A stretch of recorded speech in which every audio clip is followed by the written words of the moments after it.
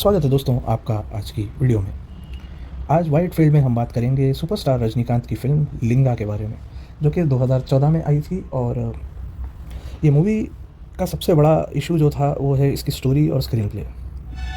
Movie में Rajinikanth double role करते हैं, एक है प्रेजेंट टाइम के रजनीकांत और एक उनके दादा या परदादा का रोल वो करते हैं, जो ब्रिटिश के ज़माने में वो एक राज्य के महाराजा हुआ करते थे। और सिविल सर्विसेज के जो एग्ज़ाम है वो भी उन्होंने पास किए थे। और बेसिकली वो लंदन इंग्लैंड में बहुत ही पढ़े लिखे इंसान होते थे, इंजीनियर, और आप कह लें हर चीज़ उनको पता थी। वहीं पर प्रेजेंट डे के रजनीकांत से हम मिलते हैं, जो कि चोरी कर जी रहे हैं। अब ये मूवी यहाँ से शुरू होती है। प्रेमिस बहुत इंटरेस्टिंग है। प्रेजेंट डे में हमें पता चलता है कि रजनीकांत के परदादा ने जो डैम बनाया था उसे तोड़ने की कुछ साजिश चल रही है, जिसके चलते रजनीकांत, जो प्रेजेंट डे के रजनीकांत है, वो अपने गाँव उस जगह पर जाते हैं जहाँ पर उनके दादा या परदादा का राज हुआ करता था। वहाँ पर वो लोगों से मिलते हैं और उनकी पूरी कहानी जानते हैं कि कैसे ब्रिटिश के ज़माने में उन्होंने अपना सब कुछ लौटा कर और अपनी मेहनत से वो प्रोजेक्ट बनाया था और बिल्कुल वो रोड पर आ गए थे। तो ये पूरी कहानी बहुत अच्छे से, जो पास्ट का जो ट्रैक बताया गया है पुराने रजनीकांत का, बहुत शानदार बताया गया है। बल्कि आई थिंक बेस्ट सीन्स जो हैं वो सारे के सारे पास्ट में शूट किए गए हैं। प्रेजेंट डे में होता यह है कि शुरुआत में कम से कम 30 मिनट इस मूवी में वेस्ट किए गए हैं, जहाँ पर प्रेजेंट डे के रजनीकांत को कुछ बड़ी सी प्लानिंग करते हुए बताया जाता है, जहाँ पर उनका बैकग्राउंड दिखाया जाता है कि वो चोर हैं और वो डायमंड चुराते हैं, और इस तरह से वो अनुष्का शेट्टी के किरदार से मिलते हैं और गाने वगैरह होते हैं। फिर आप समझ गए होंगे इसमें किस तरह का बजट और टाइम वेस्ट किया जाता है। मुझे लगता है कि इनकी ज़रूरत नहीं थी। एक दो सीन में कैरेक्टर को समझाया जा सकता था, बल्कि प्रेजेंट डे के जो रजनीकांत है उनका कम से कम सीन रखना चाहिए था मूवी में। मेरे हिसाब से उनके काफ़ी सीन डाले गए हैं, और प्रेजेंट में फिर उनके साथ कुछ कॉमेडियन उनके चेले होते हैं साथ में। अब मूवी अगर आप बीच बीच में कॉमेडी रिलीफ के लिए फिर बीच में सीन्स चेंज होते हैं, आपका दिमाग वहाँ से हटता है मेन स्टोरी से, इस तरह के भी कुछ शॉर्टकट्स की वजह से ब्रेक आते हैं। मूवी के दौरान स्टोरी में ब्रेक्स आ जाते हैं। अच्छी स्टोरी चल रही होती है, पास्ट की हमें बताया जा रहा होता है कितनी मेहनत से वो डैम बना था, और वो जो पुराने रजनीकांत थे वो कितने ग्रेट एजुकेटेड पर्सन थे, और वो बेसिकली उन्होंने क्या क्या अपने राज्य के लोगों के लिए उन्होंने क्या क्या सेक्रीफाइस किया, और कैसे ब्रिटिश ने उनको चकमा दिया। ये सब कुछ बहुत अच्छे से बताया जा रहा होता है। और बीच बीच में फिर आपको प्रेजेंट डे का जो ट्रैक है वो बार बार मूवी में इंटरफियर होता है।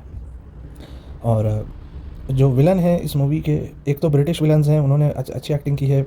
और जो प्रेजेंट डे के विलन हैं वो पुरी जगन्नाथ साहब, आई थिंक उनका एक्टर का नाम है, वो रोल करते हैं। नहीं सॉरी, जगपति बाबू करके एक्टर का नाम है, वो रोल करते हैं प्रेजेंट डे विलन का। उन्होंने भी अच्छी एक्टिंग की है, लेकिन फिर वो उनके जो एक्शन सीन्स हैं और जब वो लास्ट में क्लाइमैक्स का जो एक्शन सीन है वो मुझे उतना अच्छा नहीं लगा, और काफ़ी प्रेजेंट डे में काफ़ी प्रॉब्लम्स है। तो बेसिकली अगर इस मूवी को चेंज करना हो तो मैं सिर्फ इस मूवी के पास से कंसंट्रेट करता कि अगर मेरे हाथ में होता तो मैं कहता कि सिर्फ इसके पास पर ये पूरी की पूरी स्टोरी, ये पूरा डैम कैसे बना, ये सब कुछ कैसे हुआ, उसको बताना चाहिए था। और प्रेजेंट डे में थोड़ा सा आप रजनीकांत को थोड़ा सा उनका इंट्रो देते कि वो चोर बने हुए हैं और वो अपने गांव जाते हैं, और जब वो ये सारी स्टोरी सुनते हैं तो बेसिकली वो सच्चाई को अनकवर करके फिर जो विलन है उनका प्लान होता है कि डैम को तोड़कर नया डैम बनाया जाए, और उसके चलते उनको बहुत बड़ा कॉन्ट्रैक्ट मिलेगा और काफ़ी हज़ारों करोड़ के पैसे वो खा जाएंगे एज ए पॉलिटिशियन वो होते हैं। तो इस प्लान को एक्सपोज करने में बहुत कम सीन्स में ये सब कुछ हो सकता था, लेकिन बहुत लंबी खिंचती है मूवी।